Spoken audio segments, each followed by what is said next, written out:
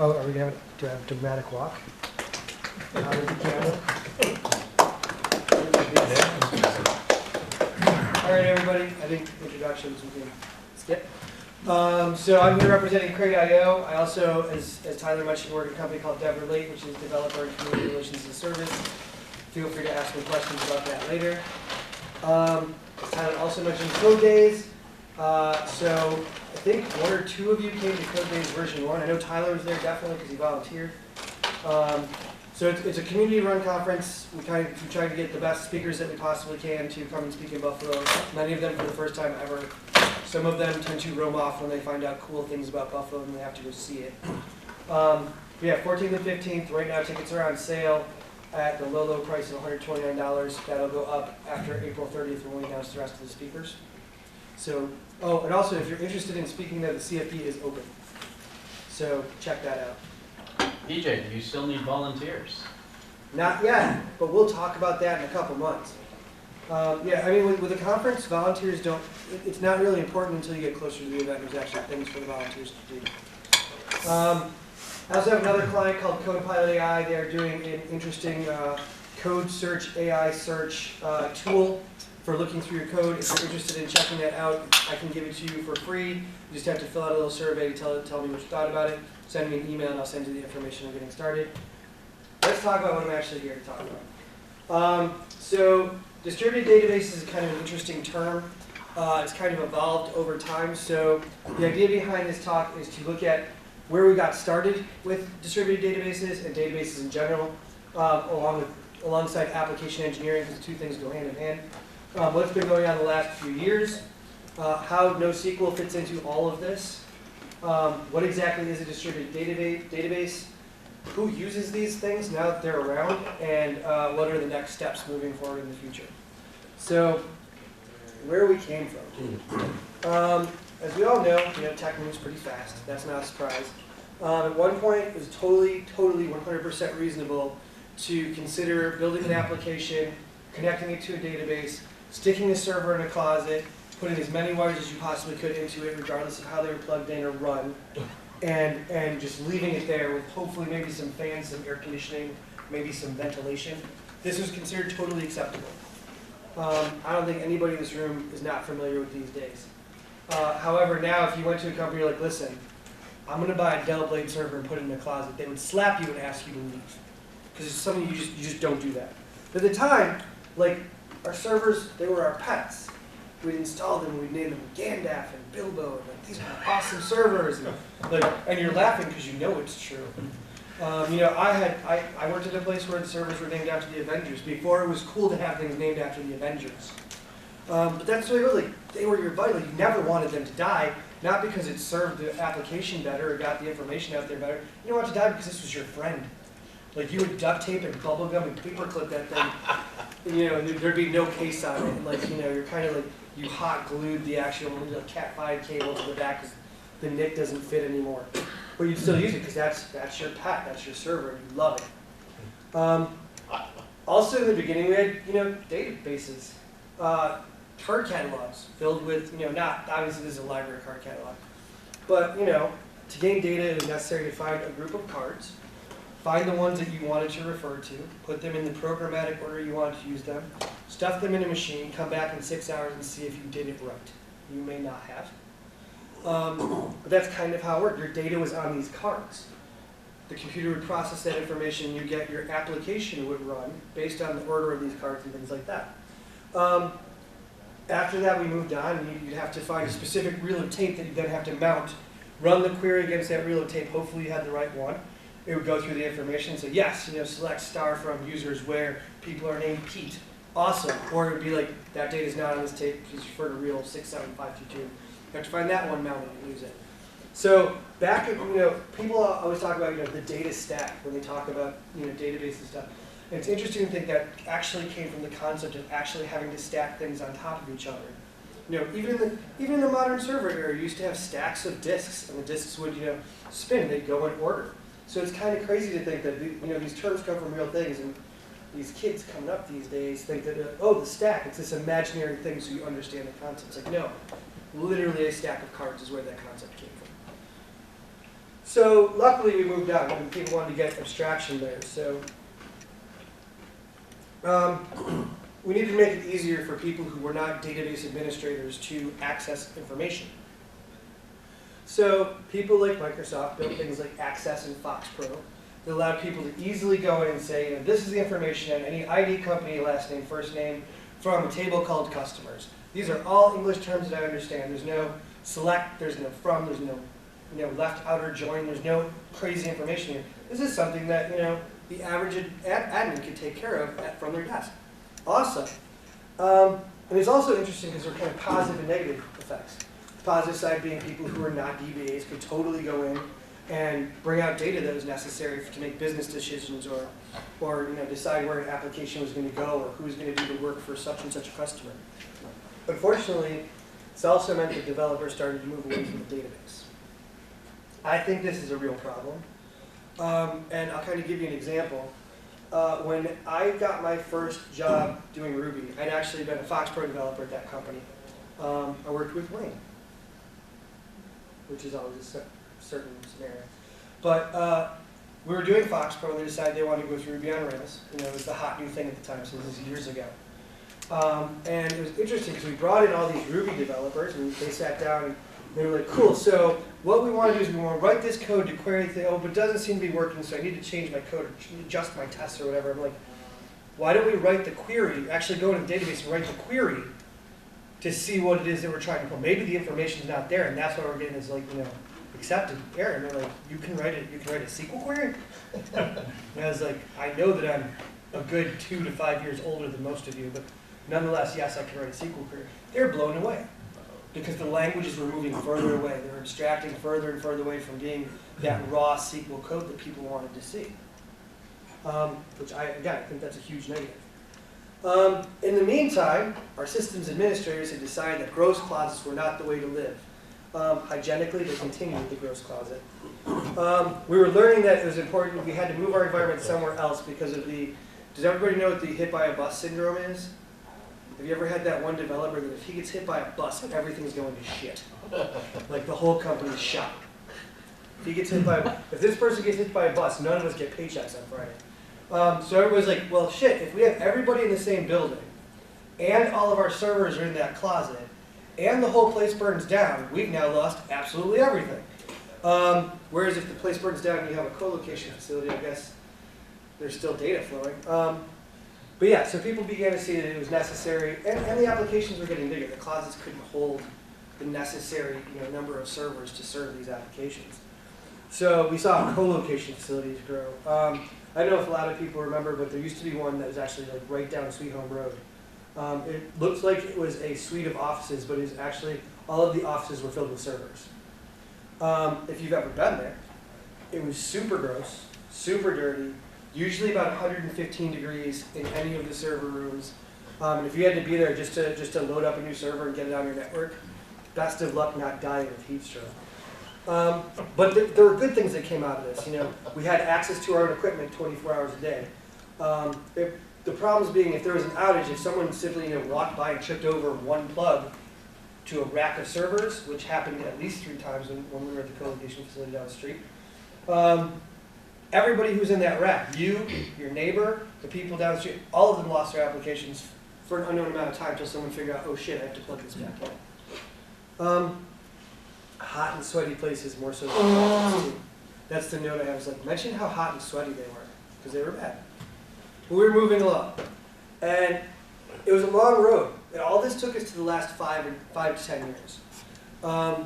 All these factors made up what is about to happen, the changes that are about to happen. And I'm going to say, I say 5 to 10 years because it was around 2007, 2008, 2010, somewhere in that variance that we started to see huge, huge changes. Enter the cloud.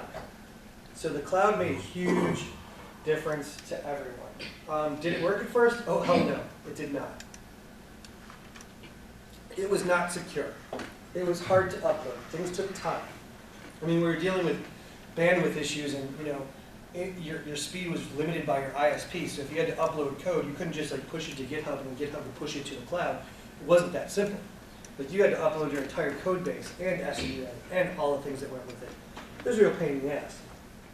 but co-locations weren't cutting it anymore. You know, if you had a business and your business was based here in Buffalo, but you were serving clients all over the country, having co-location on Sweet Home Road was not sufficient, especially if you have 8 colleges that you're working with in California that need concurrent data.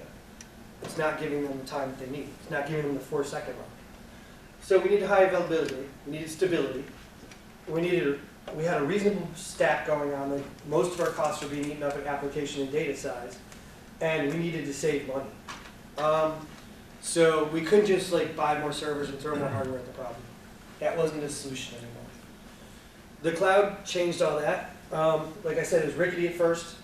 It didn't really work. AWS was kind of a thing. Rackspace was kind of becoming a thing. We didn't have companies like Engine Yard and other cloud providers where you could basically point your code there, click, and it deploys to the cloud by yourself. You don't even know what's going on behind the scenes. You don't even care because it's that easy. But it's a hell of a lot safer than the co-location facilities. Our data had, you know, a limited amount, but some integrity. We didn't have to worry about it so much. And with the advent of high availability, we could have our code in more than one place accessible, in more than one place across the country. And if it went down in one place, it would serve from over here while this is being rebuilt, and vice versa. So that was great. Then, in the past few years, we had Docker. How many people know about Docker or familiar with Docker? More than just the name, and you played with it a little bit. Docker's pretty cool. Containers, the concept that we could actually, like, we started with huge physical servers, down to small physical servers, down to virtual machines on those small physical servers, down to instances on those small little virtual machines on the small servers, down to containers inside the instances. So we just keep getting smaller and smaller and smaller. Yet our code's getting bigger and our data's getting bigger, and we can containerize it and use it as a microservice and move it around. So it's flexible, we can deploy on the fly, there's no downtime for our users, we're not losing information, data leak isn't so much of an issue, all thanks to containers. Like, totally blowing cloud out of the water, making cloud see its fullest potential.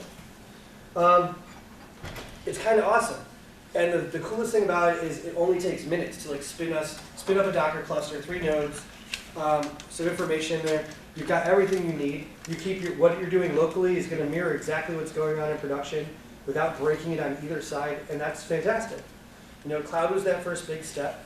Containers made it a bigger step, and everything seemed like this is the next evolution. Kubernetes, Docker, containers, making everything so awesome. And this is great for application development. But it's still only a step. I think Docker's pretty cool. I think Kubernetes is pretty cool. That said, I don't think either one of these things solves every problem for everybody like a lot of people seem to say they are. Docker has issues. There's flaws. Kubernetes has flaws. And I think for at least the last year, if not the last 2 years, people have been walking around like, that's it.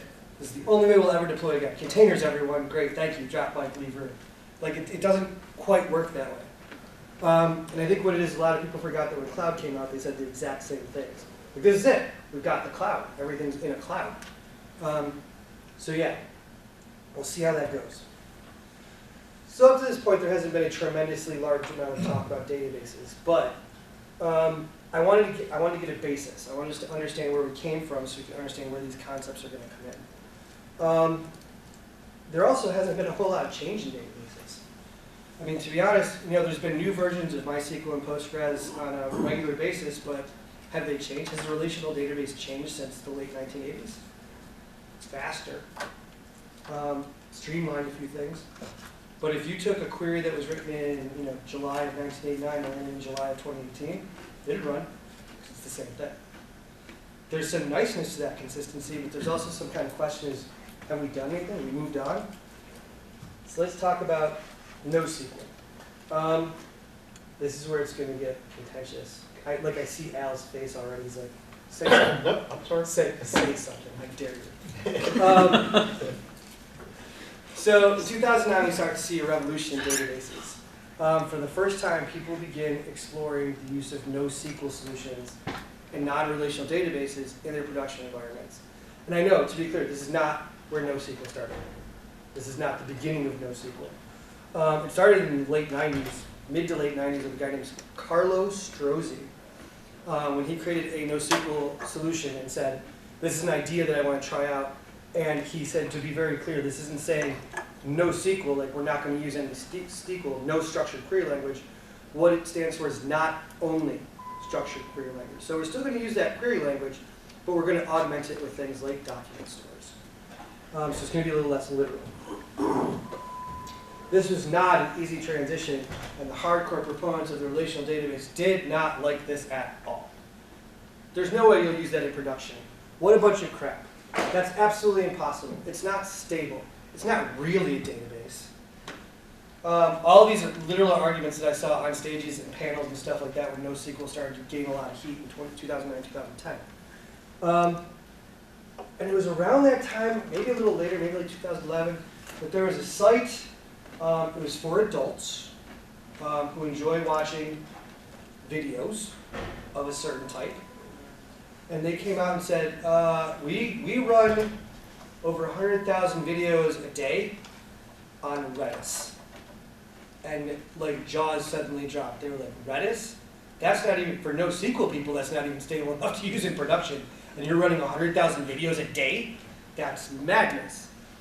So suddenly people were like, maybe this could work. And at first, like developers started to see the idea of what NoSQL had value in. I know I didn't run that site, to be clear, full disclosure. I know it started with a U and it finished with something starting with a P, I don't remember. But the point is people started to realize that things like Redis and things like Mongo could be used for things they never expected. Asynchronous jobs, background jobs that needed to be done while the application was still running, but not, you don't have to have in real time, you can take your time. Like mailing all your customers, hey, there'll be downtime on Monday.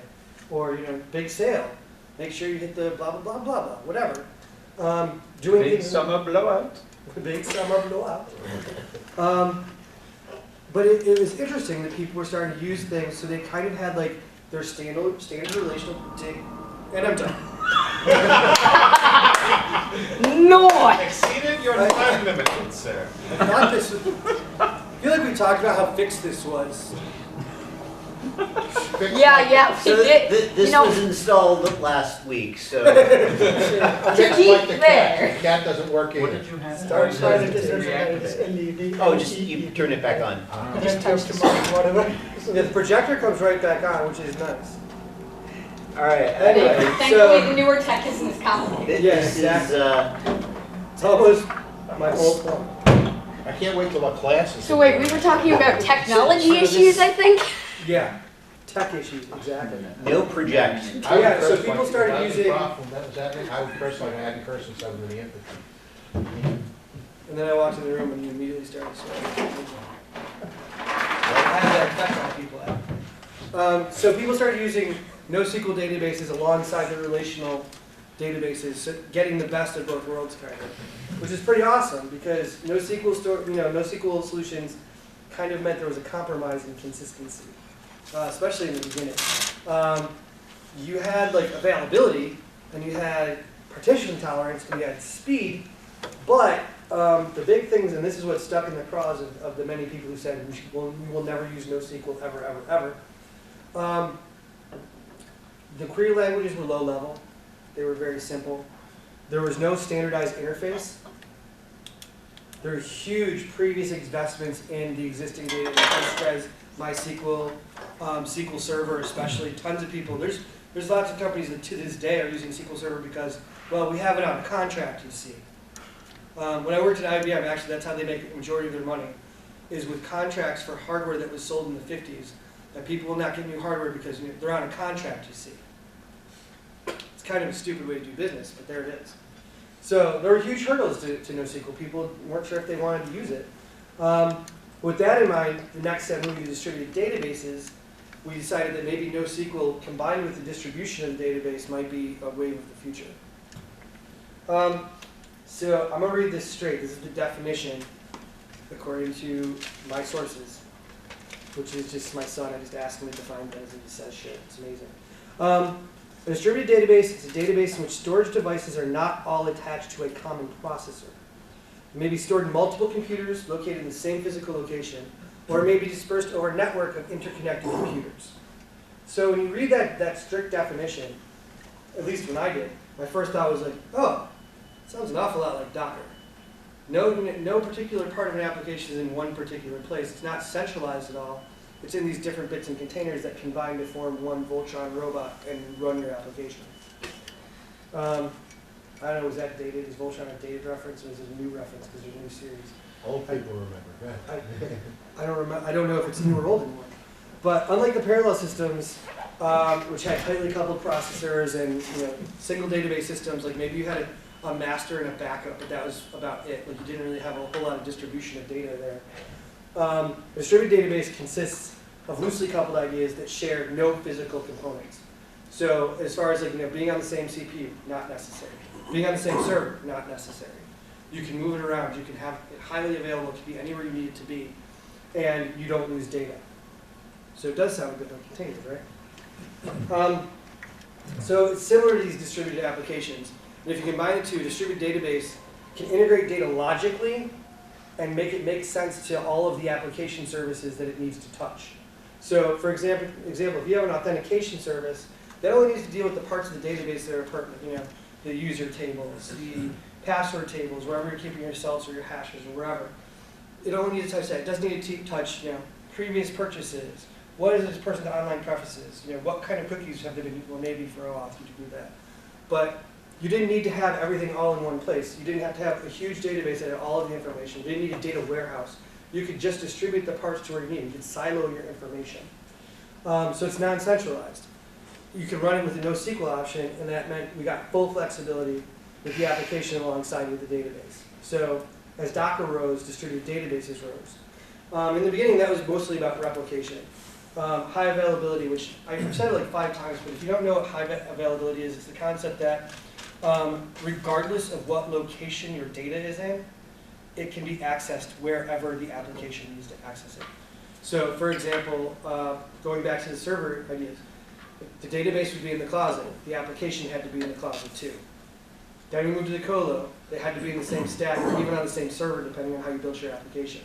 Then move to the cloud. It's like, your database is in California and your application is in Virginia.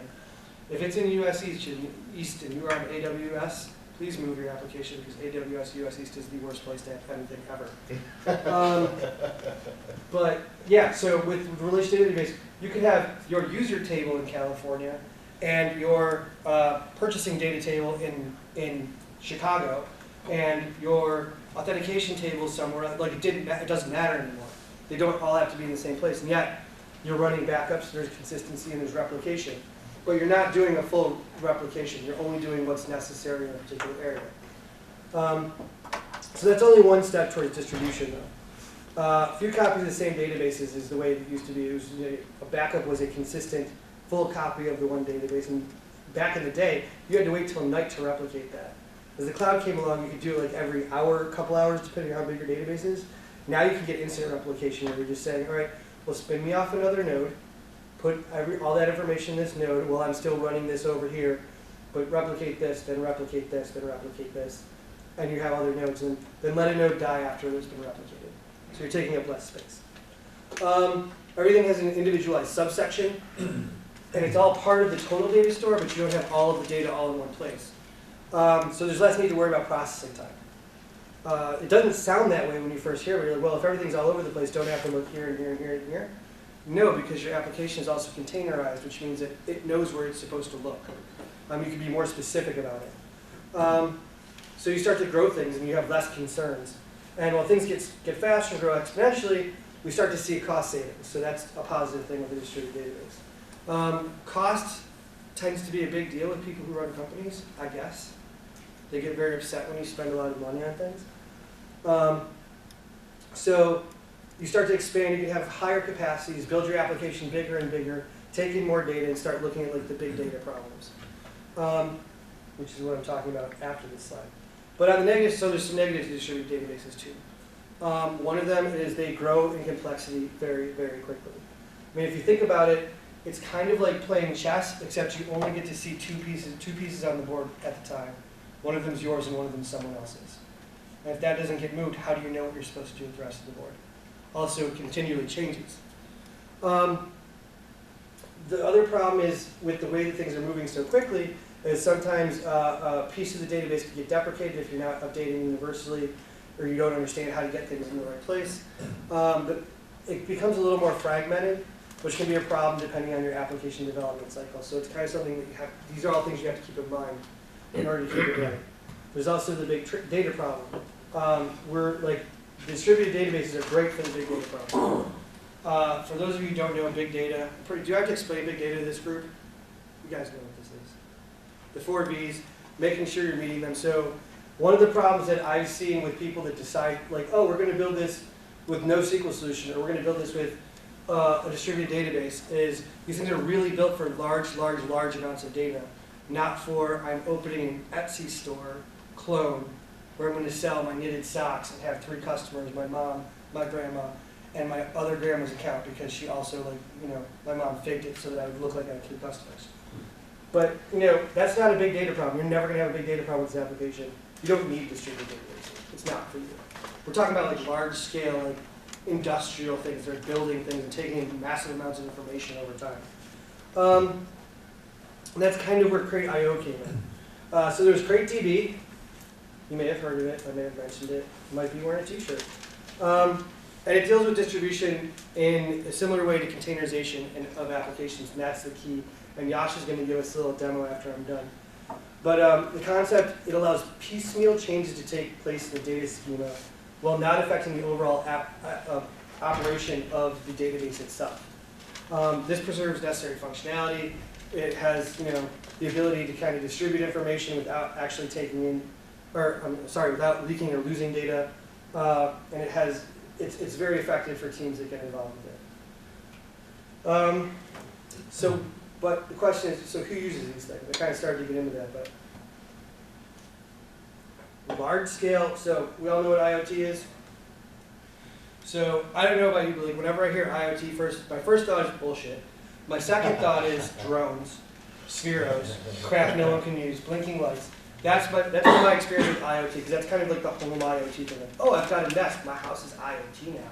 I got Alexa, I can be like, Alexa dim the lights, my house is so smart now. And you kind of have these ideas, like that's kind of the public image of IoT. There's a whole other face of it, and we should know this more in Buffalo than most places. And that's like a gigantic arm that does nothing but puts bumpers on cars all day long. That's IoT. It's probably internet connected, it's probably remotely worked or autonomous, but sending information back to a computer to know when to shut down or when the heat's too high. This is where CrateDB and distributed databases really start to function and shine. Massive amounts of information, controlled with actual physical hardware, sensors, automated robots, things like that, that are processing things quickly over time. It's data that, you know, if you had a human looking at it, they wouldn't be able to process it. If you had it all in one place, that database would grow huge in a matter of hours. The distributed database, you only have to worry about what that thing's doing right now. Send that information, process it through the application, and get what you need. So that's pretty cool. It's also great, distributed databases are great for data science. I really like this image of data science. Data science is another term that when I hear it, I'm like, bullshit. Mostly because data science, it means so many different things to so many different people. Data science is a true career choice. But you know, what is data science? To one company, data science is, I don't know, I'm just going to pick a random topical example. Like when you're like on Facebook, and Facebook decides exactly who to sell your information to based on all the shit that you post. Just off the top of my head. But that's data science. I mean, it's the most public example of data science. We're so sorry. Not on Facebook, don't care anymore. You can look me up on Facebook. Interesting thing, so this is completely aside. I got off of Facebook. However, if you look me up on Facebook, it will still show you pictures of me on Facebook. That's messed up. It saves a trip to the cemetery because my dead relatives' accounts are still on. Yeah, well that was my biggest impetus. Is when my mom passed away, I was like, cool, close her account. They're like, well, you see, this says Patty, and the death certificate you says Patricia, so clearly it's not the same person. I'm like, I'm not fucking yeah, so big data, having a distributed database is a great way to kind of silo information, process it as you need it. Other thing is like, you know, these great cars that when I first wrote this talk, no one had died yet. Tesla. Uber, that's what I Uber was the said. recent one. Tesla was half a year ago. Yeah. Well, the Tesla one hit somebody. The Uber one, was it yesterday or 2 days ago? Killed that lady. Yeah. That project was reinvigorated after being shut down a year ago for fucking in the same city. Yeah, exactly. The one Maybe that's, it's something about Tempe, Arizona. Something's wrong with those people. Jaywalking.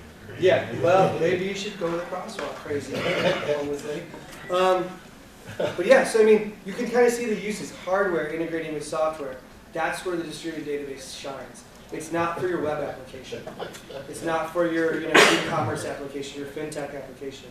I bet there's probably some really cool applications that you could use distributed database for with like Bitcoin and crypto. I don't recommend it. I'm not into that stuff. I barely understand it. Just give me money. Just make money. I'm fine with that. But I mean, these are the applications for distributed databases, and Crate actually works well with all of them.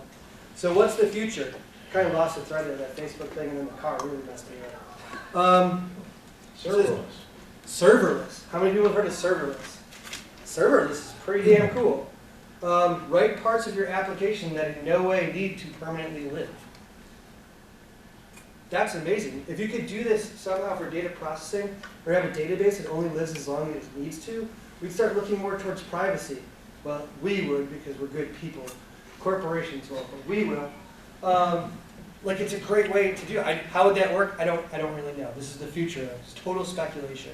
But it'd be really cool if there's a way to say, hey, when I log into Facebook, you only hold that information for as long as it takes to authenticate me, and then you don't know who I am, and you don't care. That would be pretty cool. Quantum databases. Okay, other than Justin Trudeau explaining what quantum computing is, which was good for him. I saw this great presentation on quantum computing that literally, there was like drool coming out of my mouth, and my brain was completely scrambled. The guy was amazing, and he was just talking about flipping bits, and yet having them be both 0 and 1 at the same time over an isolated structure held in like super frozen carbon, and I'm like, I don't know what you're talking about. He's like, let me put it this way, a cell phone you never have to charge. Well, okay, that's cool. Okay, now let me put it this way. Also, it knows you're going to make a call before you do. Okay, that's a little messed up, but it's interesting because you have, all of these great ideas, and the thing that I love about it, and this is always my biggest proponent, Tyler knows these are like my 2 favorite words, open source. That's what makes the future great, is a lot of these things serverless, a lot of the quantum computing stuff actually is all open source, so you get out of it what you put into it. CrateDB is open source. If you want to really play with it and see how a distributed database works, go play with it. Start the repo, check it out. But I've always had this attitude with application development, with databases, that open source is always the way to go. Because you have usually a community supporting it, but you also have control. You kind of get to decide what this language, what this piece of software, what this database style is going to do, because you are interacting with it regularly. That's, I think, the beauty of all of it. So we're moving far away from our closets. We're moving far away from the monolithical structure of a single database with all of the data in it. We're even moving away from the data warehouse concept, which is still relatively new. And I think the distributed systems are going to be the key to figuring out where we move forward as far as application architecture and where we put our data. For now, we can look forward to distributed databases becoming more and more a part of the world, especially for hardware, and see more and more people adding it to their development cycle as they build their applications. Thank you very much.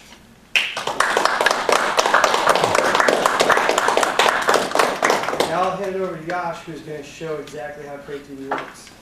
You're able to actually plug it in over there. That's Yeah. I can just bring the cord over there. If you don't want to that's come up never mind. Do you have VGA? to- Nope, that's the wrong Okay. one. Oh, Oh, but that's a VGA. does that have VGA on it? Yeah, never mind. Making this too complicated. Don't confuse it. So those are Tetris blocks, your shapes? Okay, so I asked that when I first started working with them. I was like, so Tetris blocks, and they're like, no, they're not Tetris blocks. The idea is a container. There's an HDMI cable in the. Yeah, I got it right here. They're a container that has been completely open and unfolded. That's the concept. I was like, that's dumb. You're marketing people too poorly. Maybe you need some more advanced assessments into what you're doing. We're on the fold The lines. the dotted lines that show. Yeah, the fold lines. Yeah. Yeah. So that if you do that, it's gonna work. Well, the problem too is, one of our engineering groups is in Germany, and someone was like, is that like this one? No, no, it's not. There's nothing like that. No. Sure that's what you like, or no? So here's my question. All right, hit me out. One of the biggest problems you have with any access, identity access management is authentication and authorization. And there's a couple of technologies that are still fighting it out, okay? Although I don't know how much longer that's gonna last. But if I have, you know, all my access is occurring through APIs, and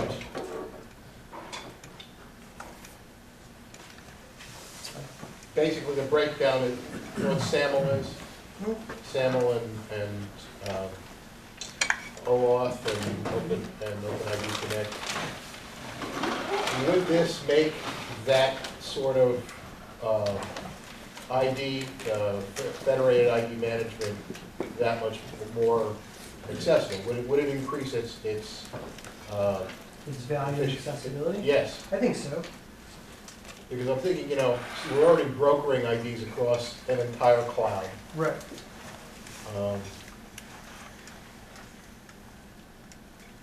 But like anything else, with a mass networking solution, it's the last mile that's the tough part. Right. What happens when it gets to your computer or your phone, for that matter? Exactly. So, I know it's possible. Look into it. What was the question? does this solution make makes sense for OpenAuth and authentication. OpenID Connect that much more effective? Because it can I be think it restricted. potentially could. I don't know that anybody's looked into it yet, but I think potentially it could. Good, yeah. Okay. So I work with a product called UAA, which is user authentication and Yeah. authorization. And the database that they're using on the back end is either PostGres or MySQL. Making it a distributed database in the back end is not going to make the front end of OAuth any more or less secure or any more distributable or anything like that. Because at the end of the day, the OAuth needs to store that data in the back end database. Okay. If the front end of that goes down, it doesn't matter what's on the back end. Back end it goes down, the front end doesn't matter either. I think that's true if we continue in kind of the same vein of, you know, so we have a hash, a salted hash, that's a version of the password, and we're just checking against that.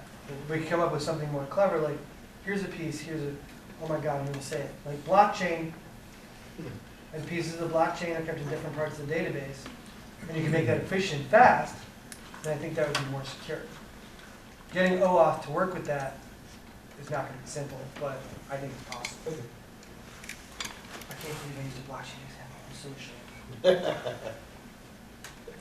Okay, so thanks to PJ. So the first point that I'm just gonna go is like where database management systems headed. So the first thing that we look at is the frictionless database management experience, which is like things are more real time in performance, the scaling part, the agile data queries, and ease of adoption. When I talk about this thing, the world is more moving into data right now, and people want a solution that is more real time. If you take a lot of these stack tracer plans, they do install a lot of sensors, and there's a lot of data that's getting ingested every day. And these data has to be processed, and they want a real-time response for the same data. So that's when, like, you know, every person right now, like, you know, a dev is trying to move for a frictionless database management experience. The core steps for that would be ease of adoption.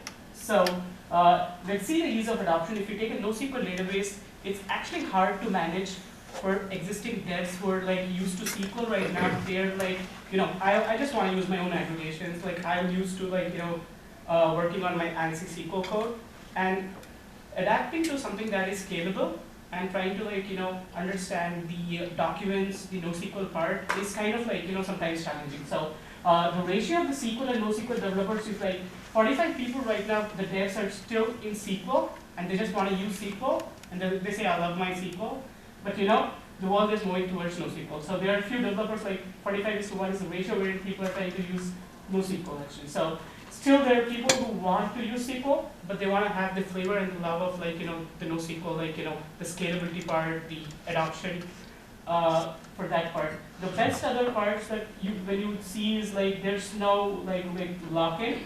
You would say it's actually not locked because, and the integration is pretty much easier if you take SQL. So there are like a lot of use cases if you take SQL because all the kind of like, you know, systems are mostly in SQL. And I mean, Been at it for 40 years. yeah, but there's so many like, you know, companies who just want to still use SQL, and they're like, there was one company we've seen like, you know, they're still a Microsoft SQL server, and they have 90 billion of data. They're just trying to like, you know, optimize the existing system to make sure that there's a lot of like, you know, existing SQL queries to work. Even Microsoft was like thinking, oh my God, you guys have like, you know, evolved that. That's a huge security company, like, you know, one of those biggest cloud security brokers have actually like, you know, optimized it in such way. So these people are like, you know, they have experts in SQL and people who actually can like, you know, try to see the boundaries of what SQL systems can do. But end of the day, when you think of such huge data, scalability part, and the cost of the servers that you're trying to like, you know, use it when you use a SQL system, that's hard. And at one point, these things don't respond back. And when you go through a NoSQL system, that's where you have, like when the world is moving to agile data, that's what I call about. And you have more complex queries to call. That's when you have a lot of complex operations that's happening in the background. And that's when you want a scalable system, a solution that is called NoSQL system. So the other agile data, when I mean agile data, I usually want the schema to be dynamic. So I don't want to work on just structured data. I want to work on both structured and unstructured data at the same time. And the latest things that you see are the time series part, the geospatial, the text search, aggregations, and machine learning. These are all the specific things I look at when I look at a NoSQL database, rather than like, you know, the things that I usually get in data these days, like, you know, the time series data that's actually running right now in the IoT space. So let me see, once I have the data in the system, what's the next big thing? I want real-time performance. I want the data to respond in the sub-second queries, like, you know, the sub-second response times, so that I would actually add. Think of a factory or a plant wherein you're trying to process some sensor data, and you get a response after like a few minutes, and then by the time you can't send a person to the hotspot, the thing is like, you know, in trouble. So that's when you think of a real-time performance, and the thing should be simply scalable. So when you start scaling up at the start, once you put in your data, it's kind of okay at the start, but when it scales up, you start getting into all these problems of like, you know, scalability part, like, you know, you have multiple nodes, how do you set up your system, and how to actually understand what's the balancing, like, you know, how do you shard the data and stuff. So, I mean, things have become more simpler when it comes to the part of containers these days, like Docker and things in the market actually have helped more containerization in the scaling part, which makes it pretty easier. And that's when we come up with CrateDB. So CrateDB is like we are a SQL database on the top of NoSQL. So under the hood, we do all the hard lifting or the heavy lifting for NoSQL, and we give you a SQL interface on the top, which would actually make it pretty easy for you guys to actually like, you know, query it in the ease of SQL under the NoSQL things under the hood. So if you see that how the crate is set here, so we have SQL on the top, which we have put up distributed SQL with columnar caches. So what would a columnar cache give rather than like, you know, the old style of having caching the row level is we get faster aggregations too. We have time series data. We process time series data in real time. We do full text search and geospatial data. On the NoSQL end, if you see, we follow something called as shared nothing architecture. So shared nothing architecture is like, there's no master, and every of these node is equal. So that's where we go, and we do horizontal scaling. And I was just talking about schema part. So we do have more unstructured and structured data. and our schema is dynamic. And I will show you with an example now how the dynamic schema looks. And the best beauty of the containers is mostly it helps in microservices.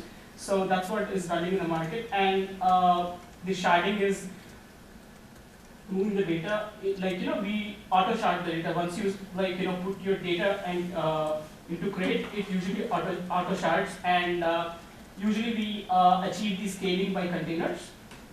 And what we have did is we just compared Crate with other databases and try to understand what the exact difference is between Crate and other databases. If you take old relational databases that usually don't provide with any real-time or firehouse of data. Imagine there's a Twitter public stream of data that's coming. You keep on tweeting right now, and there's a lot of public data that's coming. And you want to scan or analyze the data at the real-time specific scenarios. So all this Oracle, MySQL, PostGres, and all, they don't actually give you the real-time or can't process the firehouse of data. And when you take it complex data, so the Vertica, Cockroach, NoSQL, Influx kind of databases, they don't handle this complex data. Are you saying that Mongo cannot handle real-time files? No, it's you don't get it in the same when your data is getting ingested so fast, you don't get those subsequent queries. Like when we did a comparison part, it's kind of faster from our end. Changing that, but Yeah, I mean.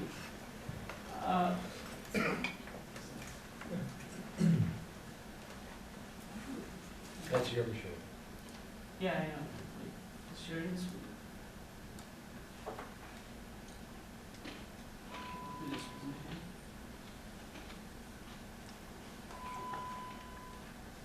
Sorry. What about distributed platforms like Greenplum? They're just mostly they're not SQL. That's what I would say. So Greenplum is built on Postgres. It's SQL, Oh, it's basically a sharded Postgres. oh right, sorry. Let me just share this. Okay.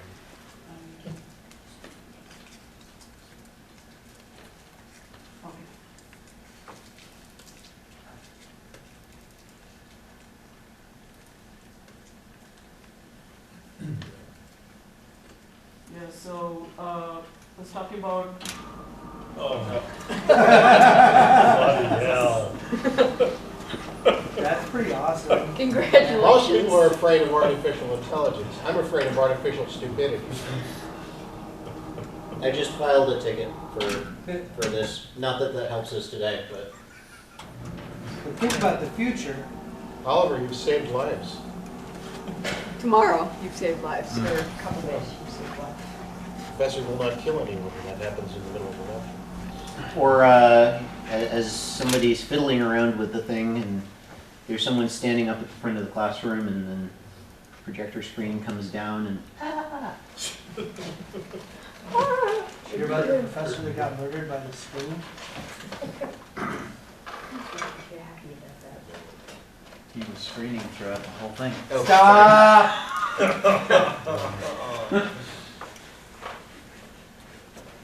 Hit floor cable. Yeah. That's probably the problem. Why would you hit that? Why did you do that? I from here watched you hit the wrong button. I love that this is gonna be on YouTube. This is more fun than I can possibly think. We encourage that quantum computing database you might know ahead of time. No, they post within a couple of weeks. It's really distributed. I mean, distributed. But it happened at These the are distributed talks. You're only getting the piecemeal.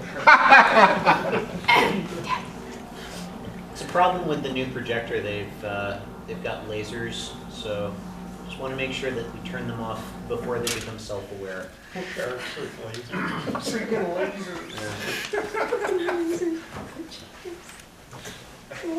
Do you remember where you went? Yeah, Mongo is not real time. Oh yeah. So I'll come back to that and talking about Cassandra and other databases. They don't have the SQL layer on the top. So that's pretty much coming down. These are not on the edge. I would say like, Snowflake's a data warehouse and all the other that's on the, are not on the edge. And to take CrateDB, so it's able to process all these data at a single solution, wherein you could process the data that's ingested like, every second, like the sensor data. And we have pretty much aggregations. The data is real time and both edge. And there's a SQL layer on the top, which is the best thing out of this. And these are the current customers that we have running. So I'll just quickly run fast on this. Okay, this is one of our customers. So the Coke bottles that we have and the shampoo bottles. So Alp was a customer in Atlanta, Georgia. So they're like $4 billion company with like producer of bottles for Coke, PJ, and Unilever. And 2016 they actually had 170 factors. They were using real-time IoT data, and they wanted to optimize their entire overall equipment efficiency. And they had 900 sensors. This is the history about that. And the real-time performance was there when they initially started with the NoSQL server. But over time, when the data grew, it's too slow and it's inflexible. When the data grows up, you are going to put a lot of you're going to scale it up. That's when the problem is, and the costs are going to go too high. So they had 900 tables with one per one sensor. So each sensor they had one table, and over time the response was 3 to 5 minutes. So what they did is they moved to Crate because it was SQL for them. All these dashboards they had already applications set up. So at Crate we replaced it with a single table out of these 900, and the dashboards were running faster. It was from 3 to 5 minutes per query to 20 milliseconds, and all the data that was getting processed was real time, and that's one of the customers. So I would quickly run through run Crate, download Crate, run it once on the system, and show you guys query it, do some aggregations, and make sure that how Crate performs on that. Very brave, like demo time. Yeah. In this room, What could go wrong? so the corporate guys probably needed a sponge after you've sped them up like that. Okay, this one. So this is the crate.io. So this is where we start, or the firehouse of information, or everything you need to know about Crate is right there. We are open source. You could just go click on the button to download that. You don't have to go click on the pricing, it's fine. So what we have done is let me just go back and show you guys the easier one-step installation that we have. So we made it pretty easy to make a one-step setup. Just go to your bash if you're running Mac, and just say try.crate.io from this, and then you have Crate up and running. So that's the only thing you have to do for running on Crate on a Mac, and then you have different steps to run Crate on Windows or Linux. But if you want to run it on Docker, we do have steps for that, which is just to run Docker on 5200 port. And we have an admin UI for Crate. We do support different plugins. So let me just show you run it up and then show you how Crate looks. Okay. This is the fun part. Maybe the Docker one? Yeah. Okay. How does that go? How is that going? Oh, it's in the back.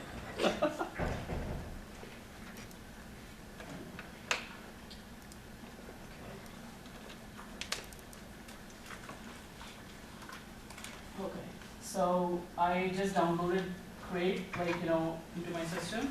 So the simplest way is to go to the bin folder and then run the Crate. That's it.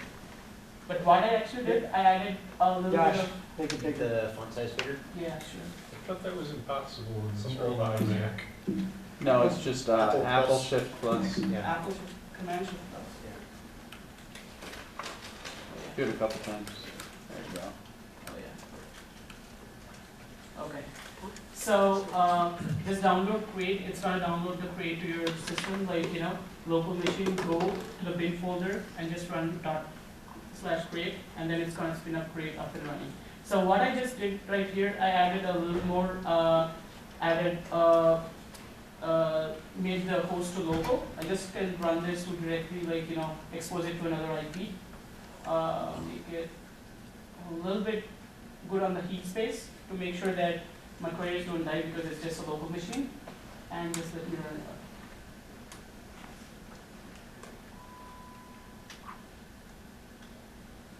Okay, I think I'm out of internet. Okay. Because it might be out of internet. Usually it kicks me out. So what are we looking at? Oh, so I downloaded Crate from the Crate.io site, and I'm just trying to run Crate up. It's just going into bin folder, just running the Crate, and then the Crate's up and running. I'm going to show you the admin UI right now. So So we can yell. it's alive. Wow.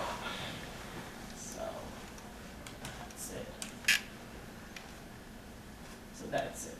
Crate admin UI. That's your front end? Yep. Okay. So okay. Just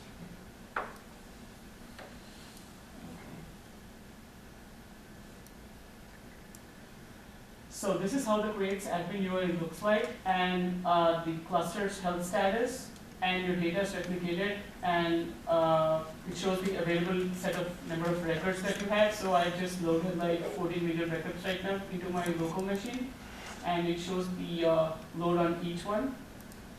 Just see on the cluster, and these are the different.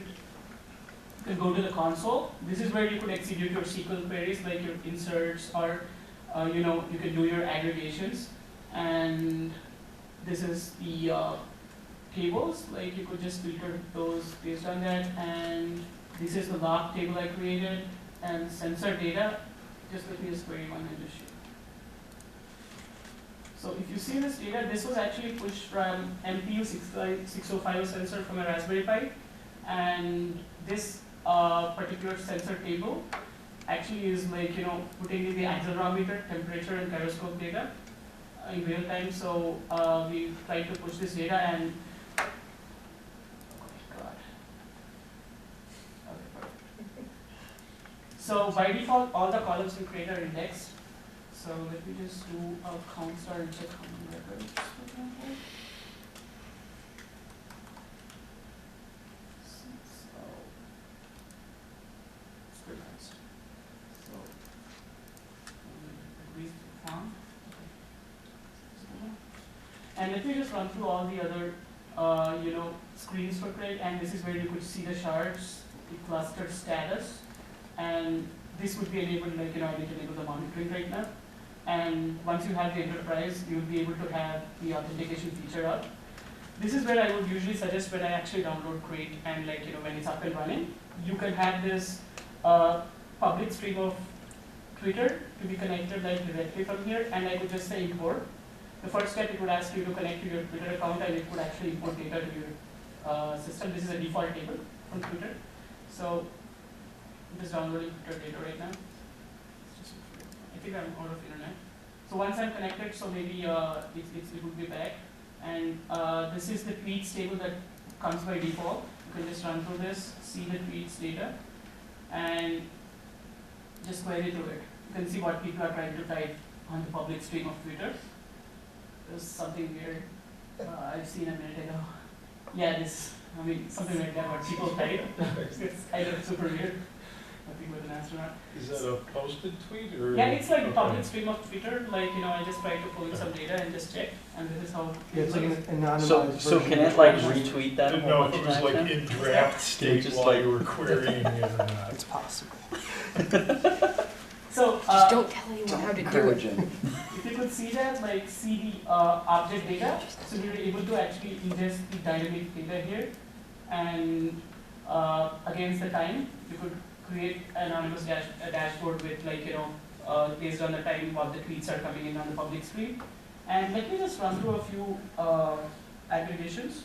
So by the way, I have another table, which is something that's pretty big from the YellowCat. So this is the NYC YellowCat data. So I'll just show you the schema. So people who are dropped off, what time they're dropped off, what is the fair amount that they have calculated. I just put in a little bit of the data. Holy crap. And let's just run that over this 30.8 million records and see how fast the aggregations work. That's all public too.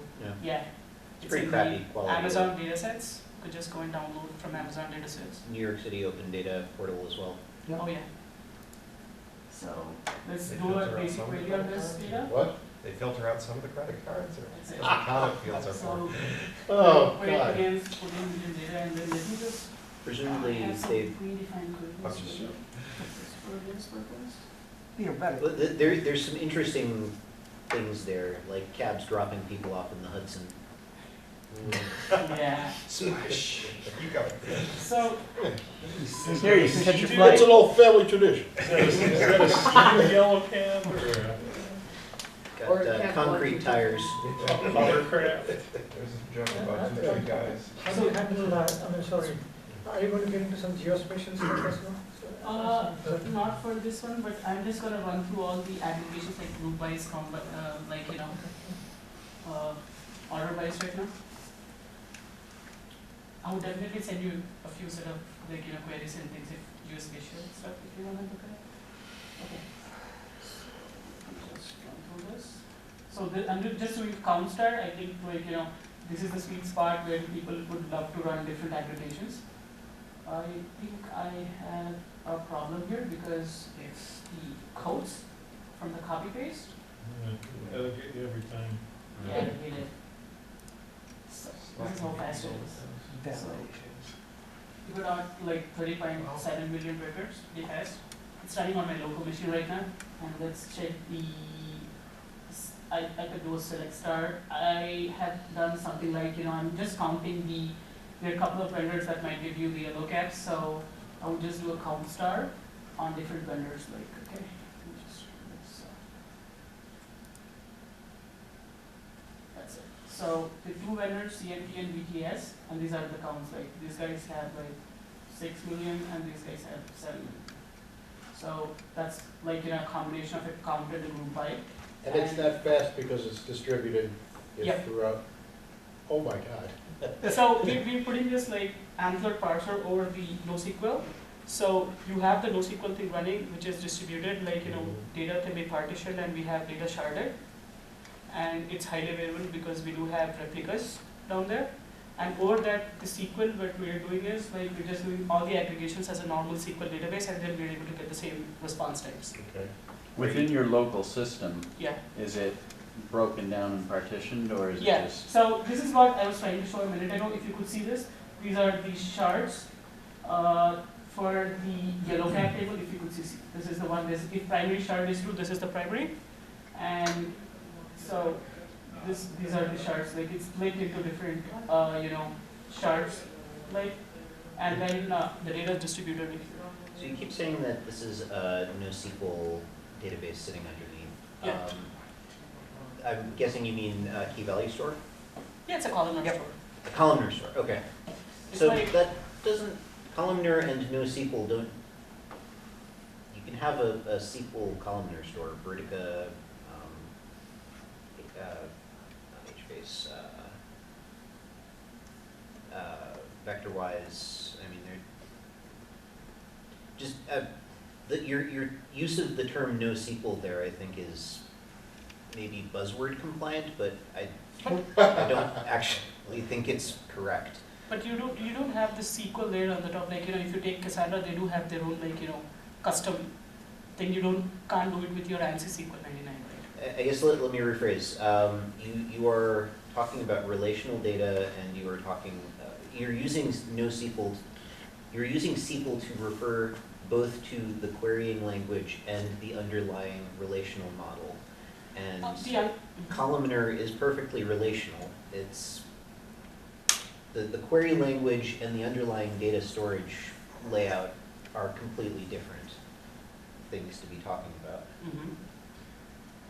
So we initially forked out from Elasticsearch, and for indexing and stuff, we started with Lucy. So if that gives you the picture. I guess what is rubbing me the wrong way about this talk is that you are using NoSQL versus SQL not just to refer to the query language, but to also refer to the underlying data storage mechanism. So if you talk about the underlying storage mechanism, it's like, it's mostly like a NoSQL, I would say. Well, that's my point. You're Yeah. using the word NoSQL to refer to the data storage mechanism, which I, Yeah, I mean, I kind of agree with in the sense that, I mean, when you talk about the traditional NoSQL, wanting to say the like document-based or other type of constructs that you use in the backend. So you could use some, I mean, the terminology is, I think, is more, because underlying there is no, I mean, I don't know what, there is a connection to SQL and the underlying data store, but, I mean, there can be, but if it's not Sure. necessary to have it. So I mean, if you're gonna, you have a column in your data store backing it, great, that's, I wouldn't use, unless you're talking to marketing people, I wouldn't use the word NoSQL instead of columnar store. Okay. That's what I would I take it think as that's distributed fair. I columnar think that's store. I fair. agree with That's that. fair, yeah. That's fair. I would take it as distributed columnar store. Yeah. That's fine. that's, and the shards and everything, I mean, it's out of the box, or is it, do you have to define these things, or does it do any kind of optimization based on, it knows that there are 10 million records, and It's gonna do it like by default, like, it's gonna shard it, but if you wanna define that, like what happens is like a partition, when you create a partition in future, for example, it's gonna have the same number of shards in future. So you don't wanna end up like, when you increase your partitions over time, you don't wanna end up with like, 2,000 shards or something like that. So that's when you have the option to define like, decrease the shards or what is that. By default, there's like. and also you had mentioned that there is, going in, you have an index on every field. Every column. Every column, Mhm. sorry. Every column. Does it negate the need for a complex index, I'd say? Yeah, yeah. I mean, part of the idea behind indexing on ingest is that it avoids the complexity of indexing at a later point in time. So it kind of simplifies the indexing problem. If everything's indexed as soon as you ingest it, it shouldn't be complicated to have new information indexed as it's brought in. If that makes sense. Yeah, I mean, it's one of the biggest issues with Mongo. Right. Yeah. Exactly. It becomes the indexes become bigger than the Right. the data. Yeah, the index starts. Well, yeah, their indexing becomes more complex the more records you add, which eventually, like you're saying, yeah, eventually the index is bigger than the friggin' database.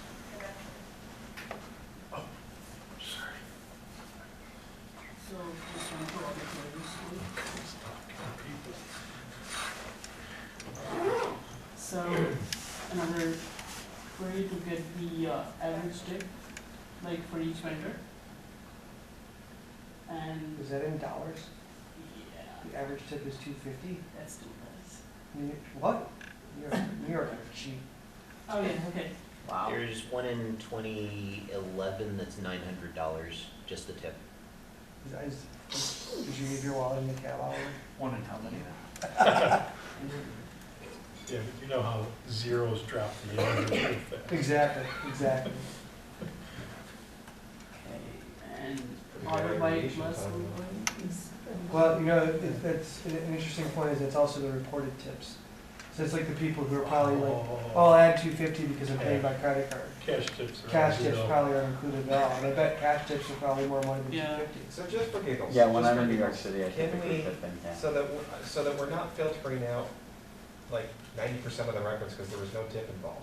Can you change the average to a sum and then get rid of the where-not clause? Ooh. I want to see performance. Okay. And then get rid of the where clause. Get rid of the where tip amount is greater than 0. I just want to make sure we're not cheating and kicking out too many records. Just I trust you. see. That's still pretty damn good. And you said how many? 10 million on this one? 13.5, yeah. So I can do an average. So this is when I want to cast it. So sometimes you want to cast it as an integer like that, and like kind of scenarios I want to see that one, and get an average of the count of passengers. So, Just, again, just for, just to look at one, can you do the active, bring up the activity monitor and just show your CPU load? Yeah. Yeah, I mean, just, I just want to.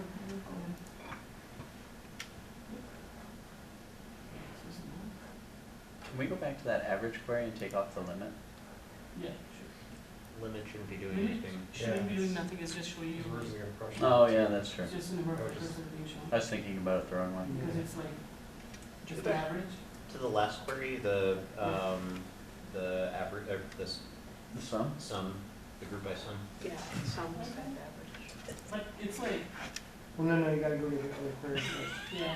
We're all like, let's play with this. I wanna watch. What happens when you show data? Let's see it smoke.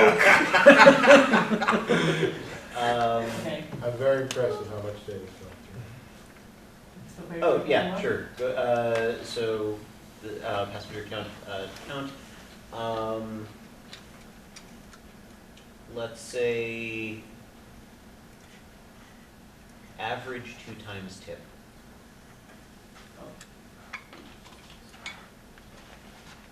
You want the query before this. Yeah. Or, no, just same thing, just average same query, but average twice the tip. Can we try with this, like, one that we already have? We do this one. Sure. Tip amount times passenger count.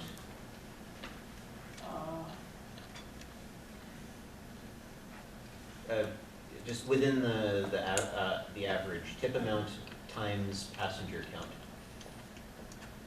I think it's just passenger underscore count. or whatever the variable is. Yeah, passenger underscore count. Or maybe divided by would be more useful from a Yes. data perspective. Yeah. Sure. Divide instead of multiply.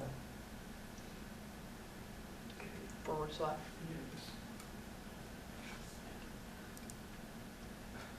Oh, yeah. Woohoo! Can. Yeah, we broke it. Do times. You can work like that, you can cast it. Oh, I see. You can cast it. I mean, you Manually cast it. Play with it. This is like, It's your Look at internal. it. There's a free version. Free Free version, Come please. on. failure testing, yes. yeah. Keep So going. what do we get if we break it? T-shirt, T-shirt. a T-shirt and a free contributor's license to the repo so that you can fix it. Open source. I don't talk about the negative side of open source, which is if you discover you're really supposed to fix it. That's true. And She's different than if you break it, you bought it model. Yeah, exactly. Don't What, you worry guys about it. You didn't know didn't that? buy anything. You didn't have to spend money on anything. I think that's good. I think they got that. Well, so mostly what I was No money. What I was curious about is, one of the limitations of column stores is combining data from multiple different columns together. Right. I wanted to keep kind of along the lines to figure out whether we were cheating. I was kind of curious if are you pre-computing statistics like averages, counts, and so forth? No? yeah, I think few of those, yes. Not everything. The counts, yes. Yeah, I think counts. Counts well, pretty much yeah. like it's gotta be everything is gotta be the same, Okay. but not everything. So let me Yeah, I don't think the averages, I don't think calculations that are, Yeah, average with a cast, there's no way they're indexing that ahead. Yeah. Or aggregating that ahead. so a little bit on the Docker. Sounds interested. Green button. You're trying to make full screen? Yeah. just hit play.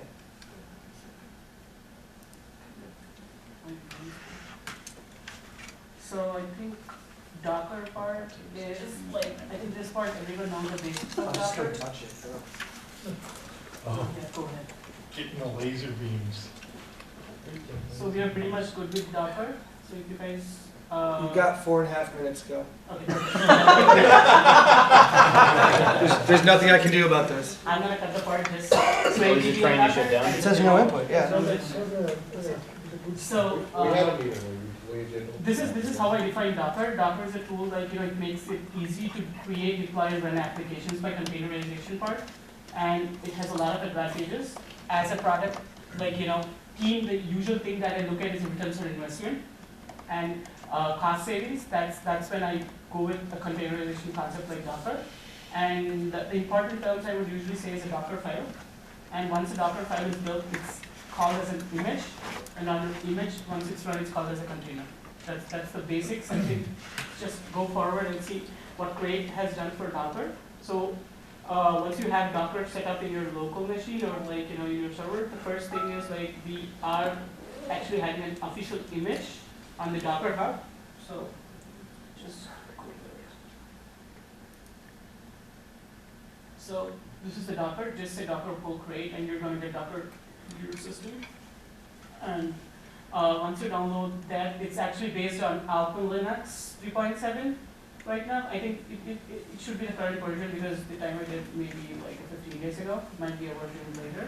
And this is what I did. I mean, we could actually create a local user-defined network to test out a single cluster and then put on nodes over that.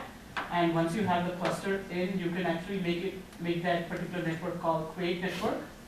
And you can push in containers on that, which are like the nodes. And once you create your CrateDB container, you can just push up spin up separate containers over that, multiple nodes, and check in the Crate whether it's working. So how does the other nodes know about the previous node that you created is using discovery, and then finally you can actually end up having a single cluster with multiple nodes. We'll actually run this right away.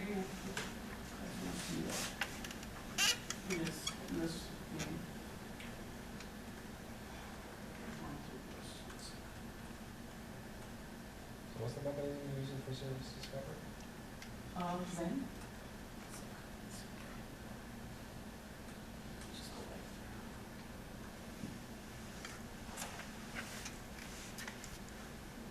This is Oh, gotcha. so let me just create a network and include the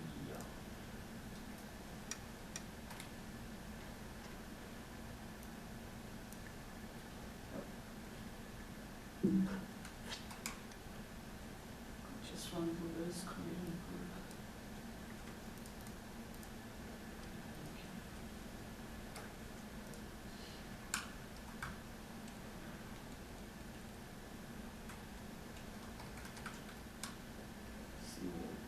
Okay. Okay, so once I'm up and running, maybe I could run this. So this is the steps I could share this. It pretty much works. We believe you. Yeah. Pretty much. I can tell you from experience, this works. If you have a decent network, it works. Yeah. In the words We of just Sutton's believe anybody that president. comes into this room and talks to us. They purposefully downgrade your network. In the words of some Microsystems president from decades ago, the computer is the internet. So that's it. From a really weird philosophical The board didn't go up yet. I mean, without a computer, The what's board the point didn't of go the up yet. Yeah, you What do made it. know? Yeah, You you made just it. gave That was points. And we Well, I were looked at it saying- and it was like no input. Screen will go up in 4 minutes and I was 30 thinking it seconds. might be I'm like, because it was what? in the So that converter. I was example like, with the system with the 900. there's Yeah, clearly just an do it input. to me, man. Yes. So how did they, just walk through, how did they solve that? Did Yeah. they deploy a So remote computer to each system and then connect the nodes to that? And then, okay. They had rapid pushing data to cloud first, so they had local crates and Docker on the cloud. So they pushed the data from RabbitMQ to their machine. They had their machine set research data being pushed Yep. to RabbitMQ, and then it came to Crate, and then they actually had Sol stack, I guess. And then once the data came to Crate, they put some enrichment on that, like they enrich this data, and then actually queried through applications to Crate from cloud, so to Docker. Okay, so this one, so the one that you showed, it's everything is different multiple nodes and also on one cell, right? So 42 scale horizontally. Right. And do you have to do something like, what you're saying is like use a RabbitMQ or something else to connect it to I another? use Kubernetes Docker small, maybe. Like, depends. Usually have Kubernetes and then spin it up in different places, and then you do discovery, like knows all the other nodes which are up, and then cluster communication. And you need to put like a load balance or something in the front of that, or, because not everything's gonna use the same service discovery, so how would you feed it, I guess? So Good I'll question. show you crazy info.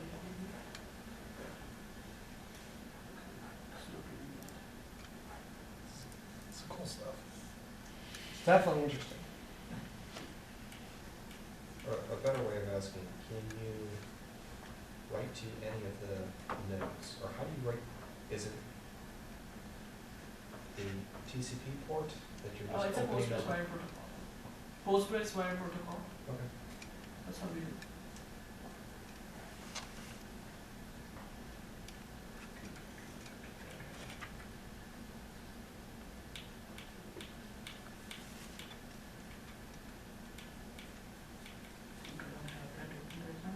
May I ask a more basic question? How does sharding work? You said basic question.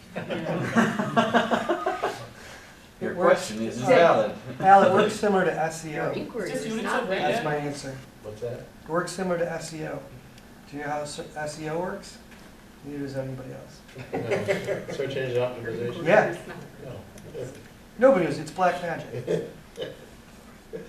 Sharding is pretty much the same idea. It's how much ever money you can spend and a wish. Sharding Exactly. is just units of data. Just Don't get suckered into this. Yeah, So- dude, so exactly. is This it a is token exactly the ring point where you or- say, let me ask somebody and I'll have them email you the answer. okay. Sure. Leave that to the experts. That's a Joe Mo question. We don't answer To be those fair, he questions. didn't say basic question, he said more basic. Yeah. Yeah, I actually have a basic question. that is so basic. Well, we're here about databases, so. So I got burned once using a product called BDR, which is bidirectional replication from Postgres. A beautiful product, high uptime, high availability, right to every node, blah, blah, blah, blah, blah. Can't back up and restore the damn thing. Okay. So we write on the disk. Simplest. Like we write it on the disk. It's an on-disk database. It's not a in-memory database. So the backup and restore methodology is taking disk snapshots and Like we have like you could say create snapshot. Like we don't have it automatically backed up. Like we could there's a query for that. Like you say create snapshot, and then you could actually do a snapshot. Or you can automate as you can make it an automated job. Yeah. Yeah, it's not but- because of losing the AWS VMs. We have dumb developers that like to drop things when they're not supposed to. Why are you looking at me like that? I don't even work with you anymore. Box Pro 5 boy. It was 9.0. Hey, I go back to 5 baby. Windows boy. Is there a concept of consistency across the entire data cluster, the entire distributed database system? That's the goal.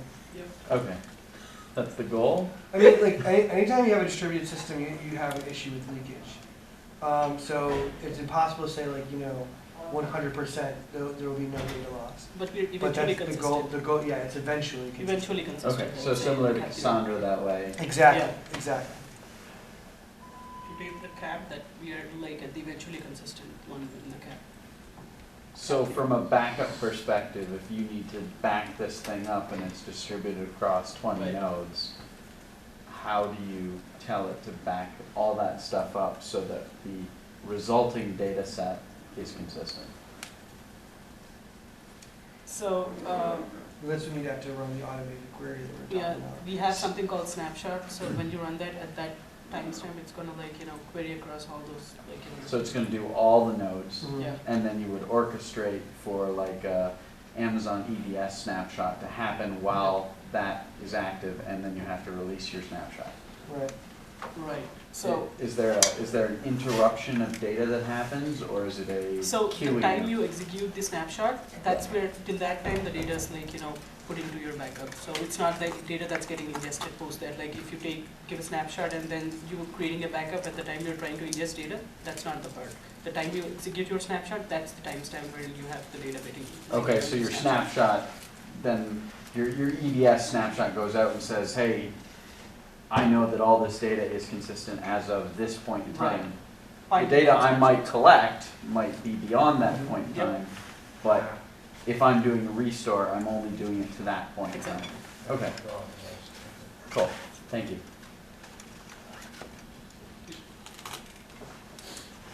I got a question unrelated to Crate. I just wondered, how many people have used Nextcloud? Okay.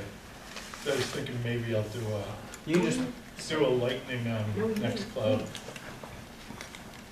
Alright, so I don't have to Google it. Have you been able to get the, He's gonna do a lightning talk, Chris, just wait. have you been able to get the WebRTC chat thing working? Yeah, I think so. The Q icon? Looks like a Q? The, Or are you talking about, the 'Cause there video was- chat. huh? There's a video chat app built for it. Yeah. I've not been able to get that working. Alright, I tried to put on something else, like a chat system, and it turned out, I'm so bad with acronyms, but, But this, Screed, I think is the name of the thing that they wanted to have as a video chat server. oh yeah, And they that's right. put Screed into the core. It's in core now, so Yeah. it's a little Q logo that's your like text messages and your video chat server. And like, the way the interface works, it's not obvious how you get the public into a room, but, yeah. Is this video? Okay, Is it video? yeah, basically that, Okay, so there were some issues I was having with getting it to actually do the video chat. Okay. Because I screwed around and experimented with it. But Nextcloud itself is amazing. Yeah, I know, I wanted to share I know. notes, but I have wormholed into it for over a week now. scale it probably. Well, this was fascinating. Thank you very much. Thank you. This is my usual, I show up every 2 months.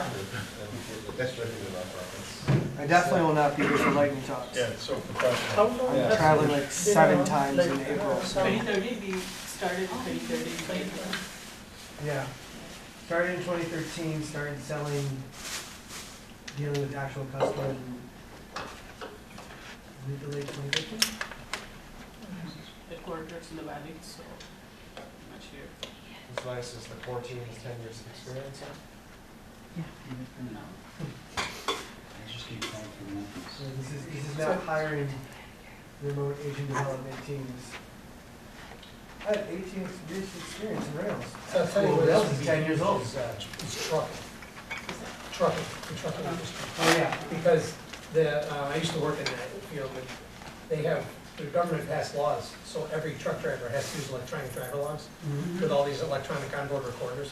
So you got all these companies with 5,000, 10,000 trucks, and then a company could have millions of trucks, and they're just blasting data, up. And Yeah, they have that's one of the bigger uses. data warehouses that can be replaced by this, Mhm. That's some of the people that we're talking to. We're also talking to, we mentioned the automated cards and stuff, but also the, Arizona. Was it? like people like Netflix and Uber, where there's tons of data coming in.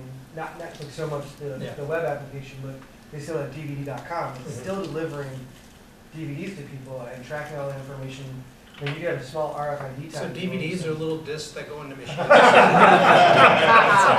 Funny. It's like a video game. It's what we Yeah, used to movie on it. use Yeah, it's what we back in used. the old days. Yeah.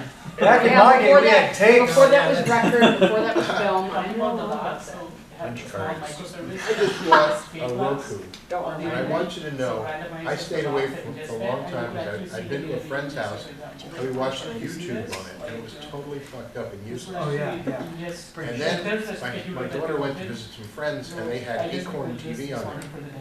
which is So perfect. it's just It's as you good know, as it's cable just ever gonna, was. like, you know, run that Right? and the schedule It's is just, gonna oh ingest man, the they data. fixed all this Think shit. of it as a YouTube's microservice. still fucked up and Oh, useless. YouTube, yeah.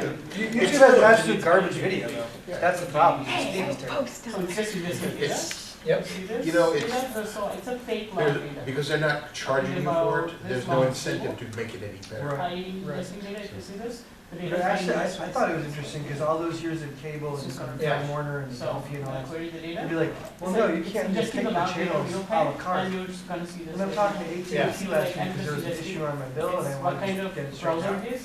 And the guy's like, so do you want to sign up for like email? DirecTV, I'm like, no, actually, we got rid of What is the TV. current We weren't page? watching, So- watching Netflix and Amazon Prime. He's like, It's like- yeah, but I don't know if you know this, but for like $5 you get HBO. Mhm. And for like Yeah, a $10 guy you like get that Showtime suckered as well. up. Well, it's not a matter of suckering. For years, they told us this was impossible. Yes, You could not split out the channels and deliver them in a way that you get to pick what you want. when I lost my So, job, let's see that. Yeah. It's still a ripoff, but. 10 months ago, I cut cable out, Do because you, it was almost build, $200 a month. Yeah, say, it's front expensive. ends for people that So, need to visualize And now, spatial I can do data this too, for or? $5, Do you $10 a also month, I can get have everything I template want. on the database Okay. And more. We're just trying Yeah. to scale the database. The latest to thing came, document. Spectrum Over that, if there's a Cable system sent me a integrator thing who saying, actually, like, now you can will choose forward the any data. 10 channels for That's $20. the easy part because they Yeah, don't I got access that it. mail as well. So they can build.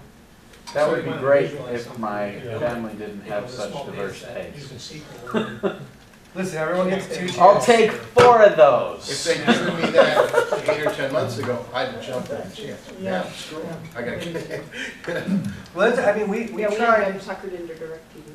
we got the DirecTV, I loved DirecTV, for years I loved DirecTV. But then we got suckered into the, internet cable deal with Verizon, and that was great.